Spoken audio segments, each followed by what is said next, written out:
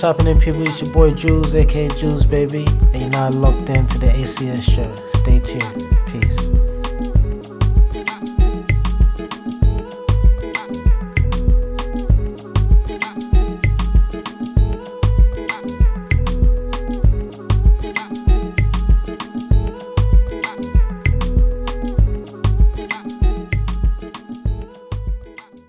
Okay, so we're in Soho Farmhouse, in the middle of nowhere, in the Cotswolds. You can literally hear every single creak in this house. Whereabouts did you grow up? Was it the city or was it the suburbs?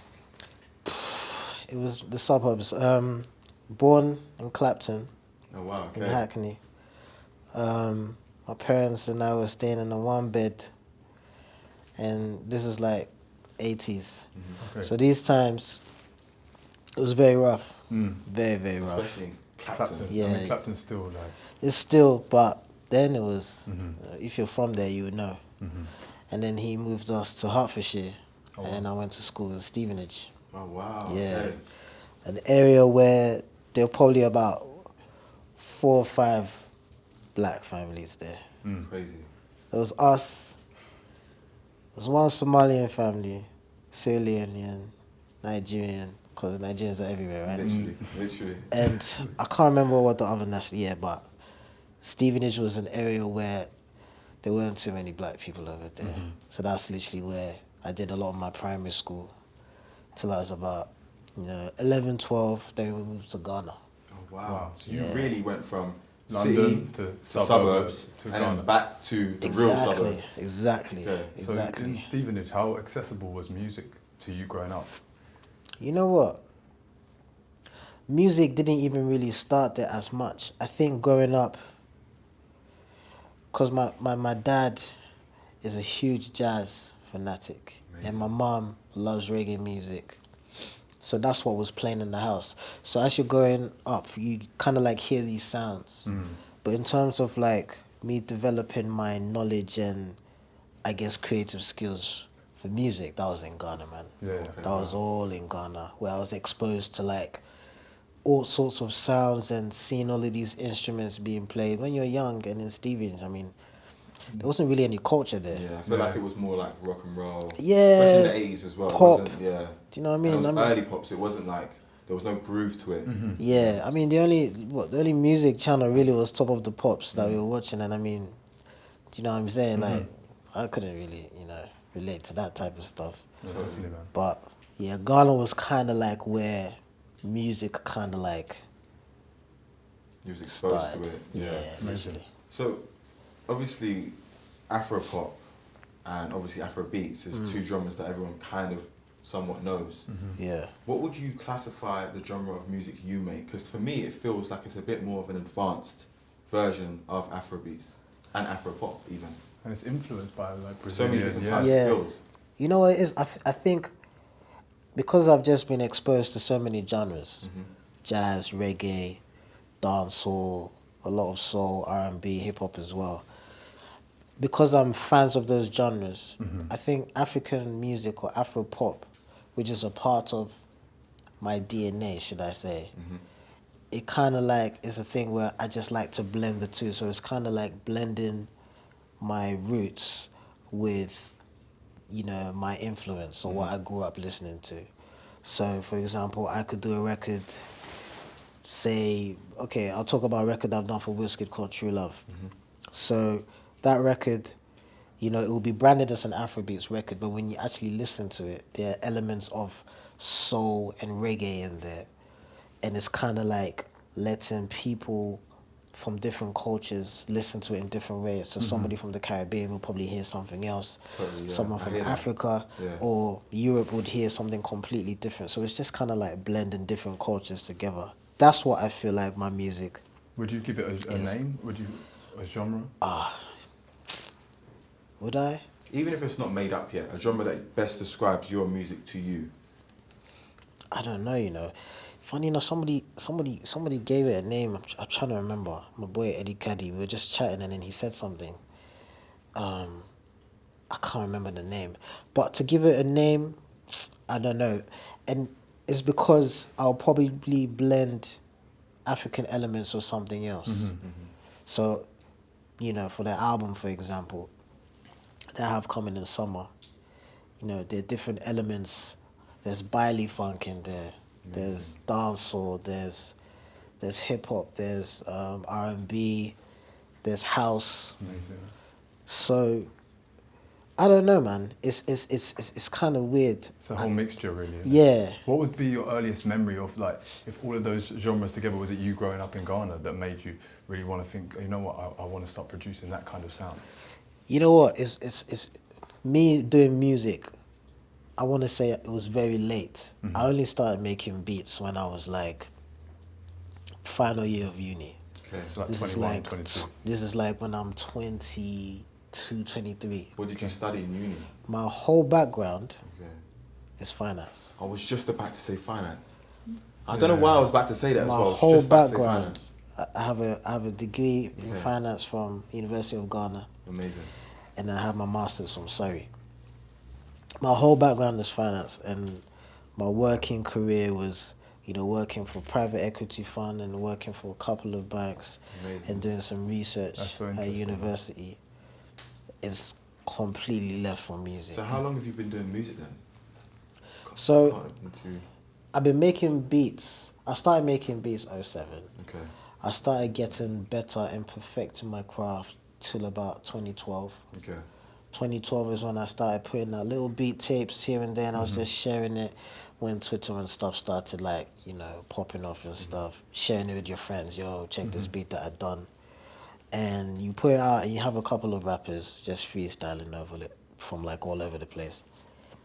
And I think the big break kind of like happened 2014, 2015, making all of these records with Mr. Easy. Okay. And then from there, other artists started to like reaching out because there was just this new sound that It was I the had. birth of that, really. Yeah, wasn't it? kind of like shaped this new sound, and I feel like that even kind of like gave birth to this Afro swing type of movement, because it's very African and Caribbean, but then with Afro swing, a lot of the artists are British, so it's kind of like, you know, a blend of, you know, Yeah. British talent with, you know, Yeah. the African roots and stuff. And it sounds good together.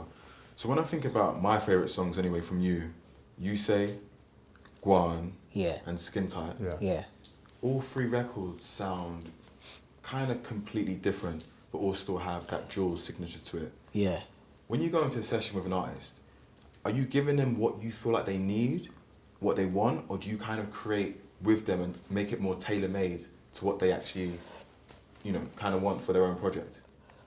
Well, I'll use those examples that you gave. So you say it was a record for Gold Link of his Diaspora album. With that record, if you guys hear the first version of that beat, it was completely different. It was actually a hip hop beat, and it was way slow. Okay. Probably like a boom bap type of vibe. And then I was just like playing around in the studio, and I was with Jay Prince as well. I love that Jay Prince on that Yeah, record. yeah, yeah. Because it catches you off guard, because obviously You don't Gold know Link it's coming, and and Tyler yeah, are yeah, yeah. obviously both American, both based in LA. Yeah. And then there's Jay Prince, who's From from London. East London. Exactly. It's perfect. And what Jay Prince and I had done on the first beat was like a proper boom bap. Then Jay was like, I wonder what it would sound like if it was a bit faster. So I just started messing with tempos. Then we did something completely different. So it was like, think of it as maybe Wu-Tang, Killer Bees, then it goes straight to like, I don't know, Premier Garou or some stuff like that. But that's what made it special, I think, and made it such a hit, man. Yeah, But you don't know that listening back to it. yeah.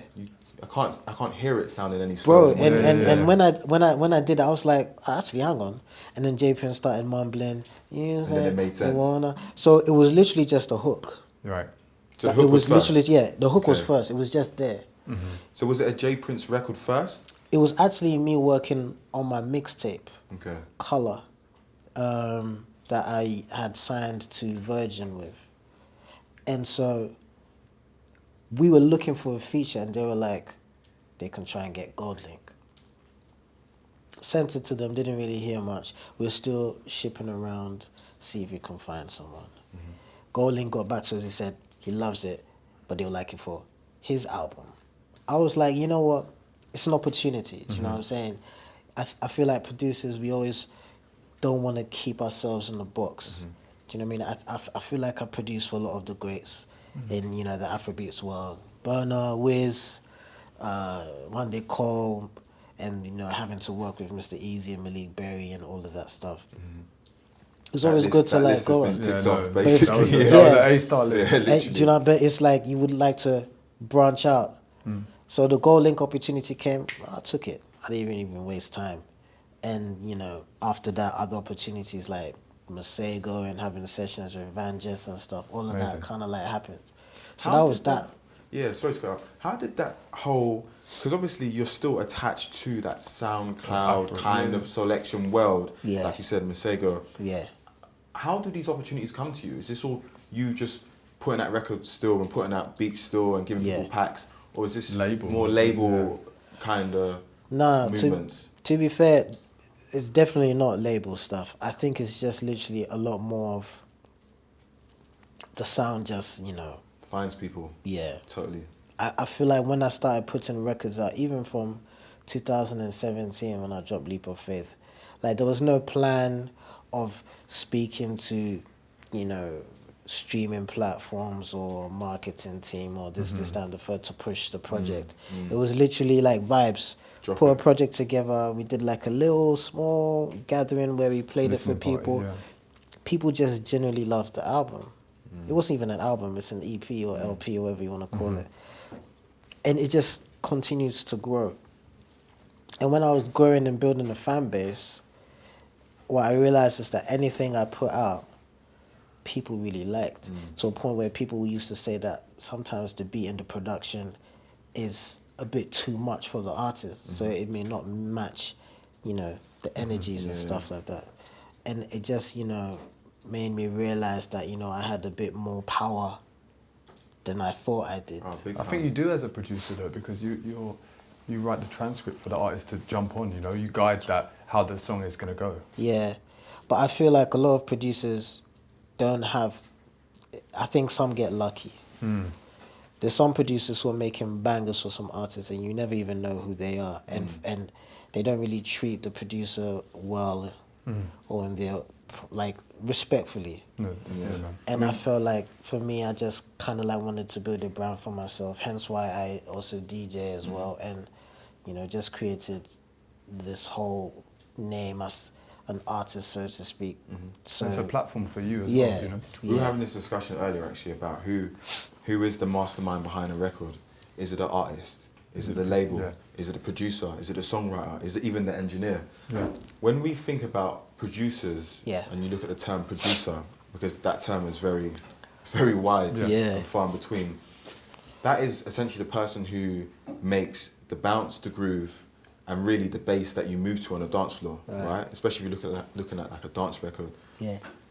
Do you feel like as a producer, you are in a space or in a time that people are championing producers, or do you feel like we're still kind of behind that and we're looking more so at the artist and what the artist is? I think the scape is definitely changing. I definitely feel like producers are being, you know, appreciated a lot more. Bit more at the forefront. Yeah. I think a lot of producers are also DJing as well. A perfect example I love to give is Cape Tornado. Oh, big time. Yeah. We're actually watching his boiler room set the other Yeah, day. well, that's how popular he is. That's Yeah. probably one of the best boiler room sets of And all it's time, hilarious. maybe. Yeah, it's And it's funny, and hilarious. it's funny Yeah. that people, everyone's doing we that. watch Literally it, yeah. everybody behind him is literally like it's like we're in Soho House and then literally just having a good time. Vibes, yeah, it's just pure vibes. And with Kate Trinada, he started off making beats, and after that, he was doing remixes of, you know, songs that are already out. And I think the Janet Jackson remix is the one that busted him. We used to play that all the time. Remember that? Right. Yeah.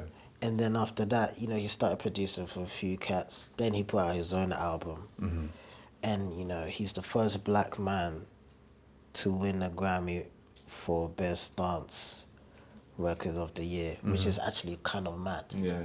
But And that was recently. Yeah. And that's obviously compared to the biggest, you know, dance producers Exactly. in the world. Exactly. Totally. So it's mad. Yeah, totally. I think the wave now of producers in general definitely changing, definitely at the forefront now. What I want to see personally myself is more Afro more Caribbean, more Latin music at the forefront, especially in the charts. Because when I go out personally, when I'm vibing, the song's always got groove in it. Yeah. And this isn't just a record that we want to play in our car when we're on the motorway or we're going on a journey. This is the stuff that we actually listen to on the dance floor. So that's really good. Your process in the studio has obviously changed due to the pandemic. Yeah. How much so has that changed? Are you still, you know, laptop, small kind of space, or you still going in and out of studios, traveling? How has that process changed due to the pandemic? It's weird, man. It's weird how, you know, God works sometimes, because when I put out the tape, Colour, July 24th, 2019, I just let it do what it had to do, and I couldn't put music out for the next 6 months, obviously, on a contract. And I said to myself, you know what, let me get a studio space where I'm literally just going to work on an album and music that I really, really love. So I booked a studio. I've been in that, and I booked that studio purposely for that. And what are the odds of the studio literally being about 3 minutes from my house? And I literally set the studio up in a way where I could literally be able to create. You know, I got a guy to come and do graffiti on the wall. Amazing.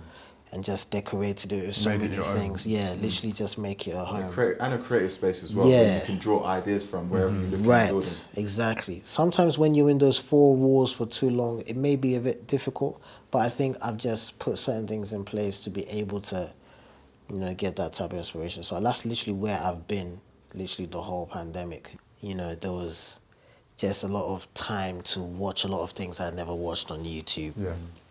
So I was watching so many videos like Kanye and, you know, Have you a lot of seen, DJ sets. random one, have you seen the classic Same Jay-Z, Oh. not even that, the classic Jay-Z video where it's Jay-Z building what I think is the last Black album. The last Black and it's album. Jay-Z, Timberland, it's an old video. Yeah. Pharrell, Fade to Black. I don't know We'll watch the it on name of YouTube, it. yeah. It's like a 15-minute short documentary type piece. Yeah. And it's basically Timberland, Jay-Z, Pharrell, Yeah. Kanye. Yeah. And it's basically how the album got pieced together and how people come into the session and trying to basically give production because they wanted to be on that final album. Literally, like I know. I think it's called Fade to Black. Okay. Yeah. I've watched that probably 1,000 times. Yeah, it's amazing. Because I think at the time when that album was being created, that was kind of like the rise of Kanye West. We knew about Pharrell, we knew about Timberland, we knew about Just Blaze through Jay-Z, through the Blueprint and all of that stuff. But then Kanye West, I feel like that was us just seeing him in his element and how he was so unapologetically just... Raw. He was raw. I have these beats, but I can rap as well. Yeah. He was almost like... Do you know what I mean? Yeah, he was almost like the A&R, the producer. Exactly. And every single person who... Yeah. Like, I was even remember, he even gave like the structure of the certain song songs to Jay-Z. And for someone to do that... Naturally. And so, it's not all producers who'll be able to do that, because it's like... But he's so this headstrong. is Jay-Z. He's so headstrong. Yeah, that he's able and he to. didn't care. Yeah. It's like Jay-Z, he's like, how are you going to tell Jay-Z how things should be structured? But he was literally just like Doing it, rapping, and this is how it should sound and this is how it should be. But they loved his energy so much, it was just like, no, we're going to let this guy do his thing and see where he's at. Do you know what, speaking about working with other artists earlier on, do you know what really threw me off one time is the whole Sango thing with you, the album? Because I obviously knew you as the Afro-pop, Afrobeat artist, and then I've obviously listened to Sango separately. Yeah. And hearing that collaboration blew my mind. How did that happen? So me and Sango, we connected on social media probably a year and a half before that. Obviously, I had known of Sango for the longest while. You know, he's an advocate for, you know, a lot of Brazilian, Cuban, you know, type of music and sampling them and then making it his own. And I guess he was also a fan of my work in terms of the Afro side of things. And so it was literally us just like talking, yo, it'd be dope if we could come together to do, you know, something. So I sent him 2 beats. Literally that structure, I sent it to him, and then he added his bit, sent it back to me. I added my bit.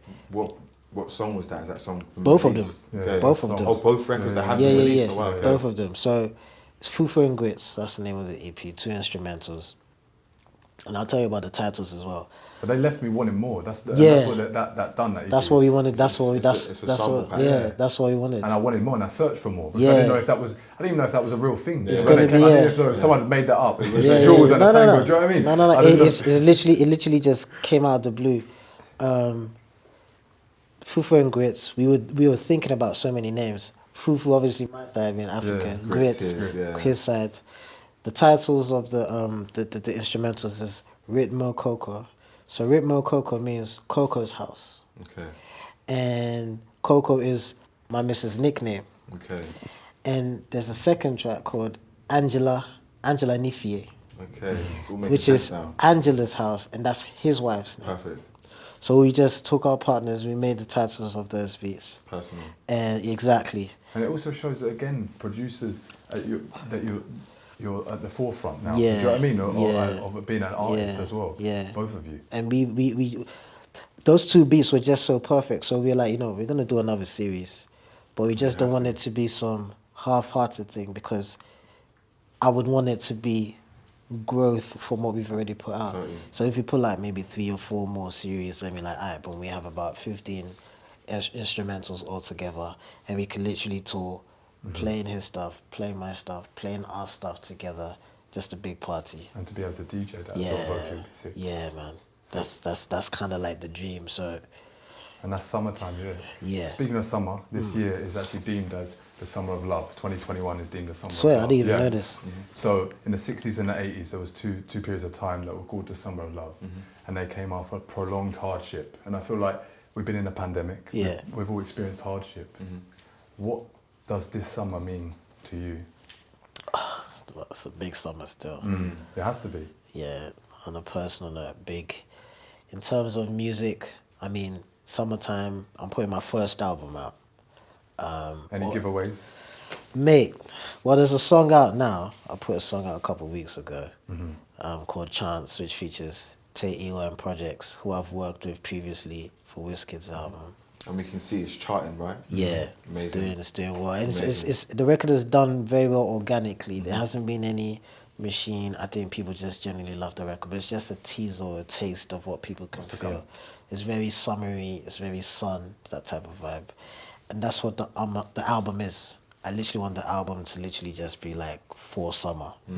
If it comes a day after summer, it doesn't even make sense. It has to come out when, sun is out, it's just a vibe, man. I feel like we've been indoors for too long, and everybody's just literally ready to like see their friends. Even if it's not something too mad you're going to do, you're literally just in the garden, barbecue, just enjoying it. And then the album is in the background, and then it's literally just a vibe, and people are enjoying it.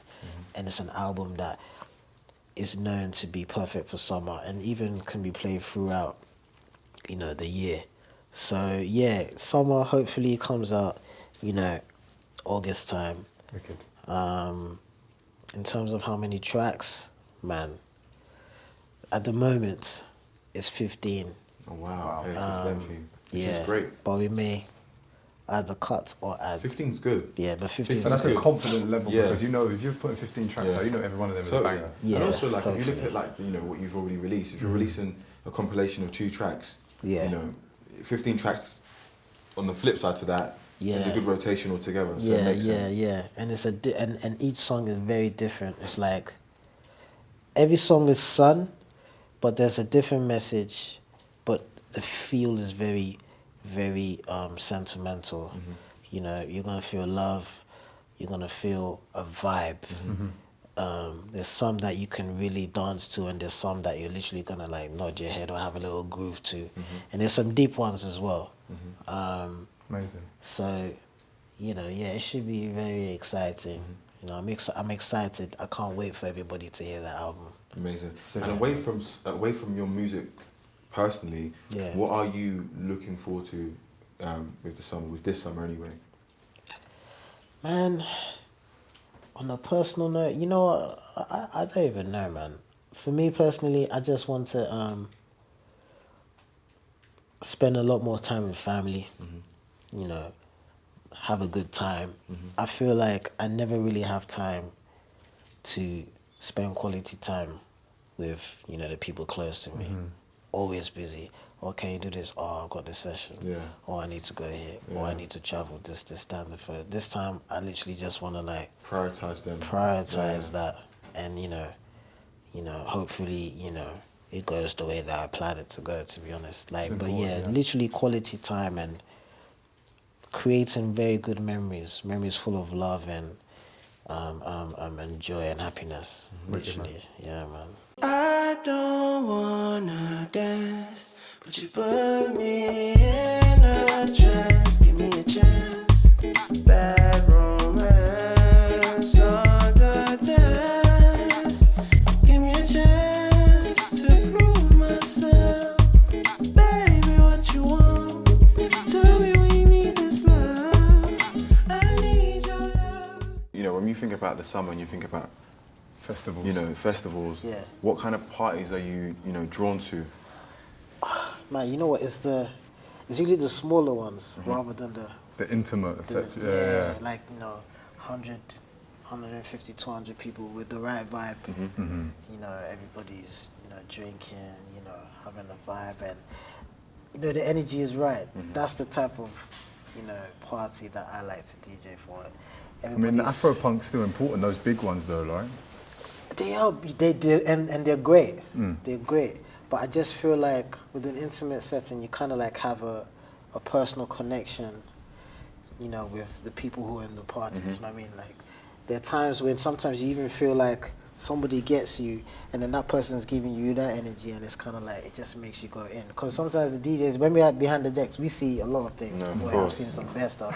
Of course. behind Good the and decks. bad, yeah. There's a lot of bad A stuff. lot of but- bad, yeah. But yeah, for me, like, I just like a lot of intimate settings, and you know, it's like, Being able to have that conversation after the set as well, you know, exactly. with a fan I or really with like, a, yeah. Exactly. What Really was like the it, this is that. what was the best festival prior to lockdown for you? Oof. I mean, Ashton said Afro-punk, Yeah, I obviously. mean, Afro-punks. Festival prior to lockdown, I want to say the Ends Festival. in So that's Croydon. Hackney. No, I was in no, to Croydon. South. Oh, was it Croydon? Who was Yeah. the- who was- it was the year before last, It was right? the year before last. It was Lloyd Park, Croydon. It's 3 days, and I was DJing on the Saturday, and I literally DJed the whole day. That's amazing. That's like the best day. I think if the Yeah. festival starts on a Friday, then it's a Saturday and it's yeah, a Sunday. that was the best day. And that was the There first time it happened, no? Yeah, The Ends, yeah. first time. Yeah, I I was remember. Wiz, one day, Malik Berry, man, so many acts. Sick. And it was a vibe, and DJing the whole day and just getting everybody lit and everything Mm-hmm. was sick. However, the pandemic, when it started to go down, like when I was in Ghana for Christmas, I got booked to go to Kenya. Okay, Wow. amazing. And, you know, they hosted me, and it was like this race course for about 600 people, bro. Like, Kenya, I don't think COVID had even touched there yet. Yeah. But it was that. Wow. The love there was mad. Kenya, no, man. And I didn't feel like even in understand Africa, it, it's yeah. different, that type of love you get, especially being... But I've never had love like that before. Like, yeah, you DJ and you get love, but this love was, I felt like I was Michael Jackson, bro. Yeah. Like, It's always it gonna was proper. it's always gonna feel like that, especially Yeah, when yeah. you go back to Africa, because obviously heritage, sound, Yeah, it makes yeah, a lot more sense. 100%. And this summer, obviously we know you're dropping an album. Yeah. What kind of festival would make sense for you to play at? Whether you're playing it or not, what would make sense to the kind of album you're dropping? You know what? It's hard to say, but I really want to do a lot of stuff around Carnival weekend times. The end of August. Yeah, the little parties here, Yeah, the yeah. little raves, and even the build up to that, like rooftop parties. I definitely want to do a lot of those. Just kind of like getting the groove of DJing again to, like, you know, a course. lot of people. I mean, you're wearing light colours today. Is this your vibe all summer, innit? Bro, you don't know what you're talking about. It's gonna be. Listen, like, I just wanna this summer. I just wanna have fun. Yeah, I'm of sure course. that's what everybody wants to do. Of course. You know what I mean? I 100%. feel like it's. You just wanna have that connection with, you know, people and just see everybody having a good time again. That's kind of like what I'm looking for. Rooftop, whether it's like the basement, you know, as long as the vibes are Yeah. proper, yeah. man. I mean, East London, I've obviously haven't been out in a long time, just like the rest of us. Yeah. But East London obviously has those basement clubs, you know. Yeah, I feel like loads. that's where it kind of thrives from. Yeah. Those visions, I remember like that visions, Loads. that era. Yeah, loads. And even birthdays and everything Yeah. else. Birthdays. Oh man. Wow. Oi, birthdays. Yeah. Ace Hotel. Yeah, That's, that, yeah, I mean that's that- closed now, which is man. unfortunate, Yeah, but yeah. Yeah, man. But that kind of vibe. Yeah, Sick, bro. man. Wow, memories. Well, we can't wait to hear the album. Man, I can't wait for the whole world to hear it, man. I just know that it's going to bring a lot of positive energy. I know that probably everybody will have their favorite, and I guess that's a good thing because then it sparks a conversation. And it Oh, I like inspires that people one. as well, you know. Oh no, what do you think about that one? Nah, da da da da. Then you start comparing the two, and boom, boom, boom. It's just like, yeah, at least it's a conversation, and you know, it's a battle of which one is the right vibe. And I guess they all have different, I don't know, concepts, and they take your mind and hopefully your soul to a different place. 100%. Wicked. Yeah. Now, obviously, we spoke on the Summer of Love. I want to kind of leave this with this question. Right. If we say to you, the Summer of Love, what does that mean to you? The Summer of Love, I think, is coming off the back of this pandemic, and 21st of June is where everybody is looking forward to. I believe people are in a mindset where they do not want to have any regrets in showing love and in spending time with the people that they care about the most. And I guess the best time to do that and to have fun is when it's nice and hot, the sun is up, And your album's and playing. it's just, Yeah, literally. well, yeah, good plug as well. No. But then it's just like, you know, there's just love in the air, no negative vibes, just good energy, and you know, everybody's just ready to have a nice time, and even ready to make friends. Because sometimes we can be a bit stiff in London. And closed off, Sometimes, yeah, yeah. like everything's clicky. But this time, I just feel like you could be at a bar, and somebody is next to you, and you could literally strike a conversation, and it can be the beginning of something completely. I don't know whether it's a relationship or it's a friendship or an Work or acquaintance business, or yeah. work or anything, without having to worry about too many things rather than just being closed off and stuff like that. That's what I think the Summer of Love is going to bring, and then we can literally go into whatever happens afterwards. Amazing, bro. Yeah, Amazing. man. Yeah, Well, you said it the best, man. The Summer of Love this year is all about being open. yeah. It's all about being embracing. Loving, yeah. It's all about being loving. And it's also about not missing out on that moment. Because I think that's what this year personally has taught me. Yeah. You know, And being free and having freedom and having the friends around you and the family. and living in the Yeah. moment, you know. Definitely. Because, you know, there's so many moments that fly past us. And we're so quick to the next thing constantly that we don't miss. Yeah, everything is always like We're never boom, boom, present. boom, boom, Yeah, boom, yeah. boom. And that's what I was saying. That's what I'm hoping to do. Like, it's not always work, work, work. But sometimes, if I'm going out, you go out with friends and literally enjoy yourself and stuff like that. It's been an absolute pleasure, Jules, having you here. Thank you Thank for you, bro. having me. Thank my you for, brothers. Thank you. Thank you. You know, coming with love and arms, and we can't wait to hear the album. My Bless, guys, bro. my Thank you, guys, man. my guys, Jules, my guys. baby.